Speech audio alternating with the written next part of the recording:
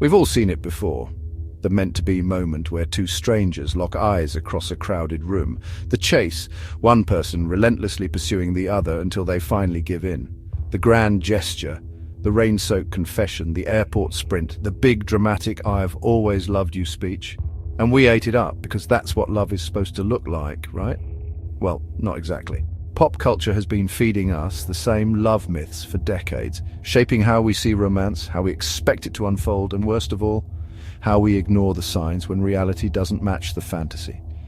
So let's break it down. How does pop culture create romantic delusion? And more importantly, how do we break free from it?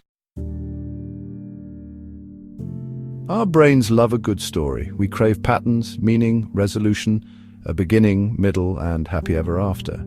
This is why romantic movies and songs feel so intoxicating. They give us a narrative arc where love is always the answer, where the obstacles make the romance stronger, where pain is just a stepping stone to something beautiful and meant to be. Psychologically, this plays into a concept called narrative identity, our tendency to see our own lives as stories. So when we consume love stories over and over again, we don't just enjoy them, we start applying them to our own lives.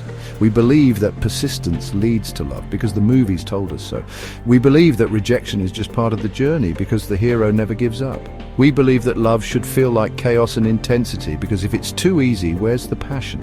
And just like that, we start confusing dysfunction for romance because that's the story we were sold. Music is one of the biggest culprits when it comes to romantic delusion. Think about it, some of the most iconic love songs, they're not about healthy love. They're about obsession, possession, pain, longing. I can't live if living is without you. Every breath you take, I'll be watching you. I need you more than I want you, and I want you all the time.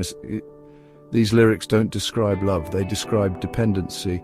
And yet we sing along, we attach them to our own relationships. We internalize the idea that suffering is proof of love. The result, we think love should hurt. We mistake possessiveness for passion.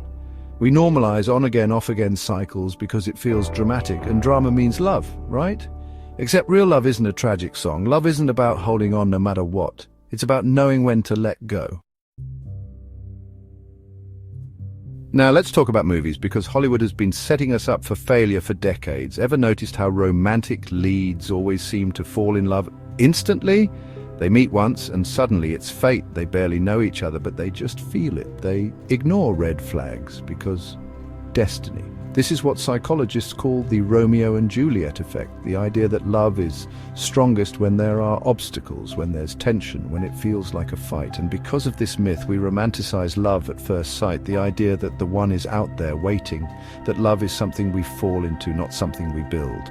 But here's the problem. Real love isn't meant to be. Real love isn't magic. It's mutual effort, communication, and emotional availability. And that doesn't always make a great movie plot, but it makes a great relationship. So why do we keep falling for these love myths, even when reality keeps proving them wrong? Because hope is addictive. We want the dramatic love story because it makes life feel exciting. We want love to feel destined because it gives meaning to the chaos. We want to believe that if we just love hard enough, we can change someone. But here's the truth. Love isn't a movie plot. It's a choice. The right person doesn't need to be chased, convinced, or saved.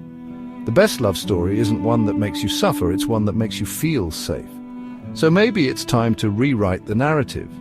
Maybe love isn't about fighting for someone. Maybe love isn't about the dramatic, the intense, the all-consuming. Maybe real love is just two people choosing each other, not because of fate, not because of obstacles, but because it simply feels right. So, next time a song, a movie, or a book tries to tell you what love should feel like, ask yourself, does this look like love, or does it look like infatuation, obsession, or dysfunction? Am I romanticizing the struggle, or am I choosing peace? Is this something I truly want, or just something I've been taught to want? Because real love, it doesn't look like the movies. It's not always dramatic, but it's honest. It's not always intense, but it's consistent. It doesn't need grand gestures, it just needs two people showing up day after day, and that's a love story worth believing in. What's a love myth you believed in for too long? Drop it in the comments below. If this hit home, share it with someone who needs to hear it.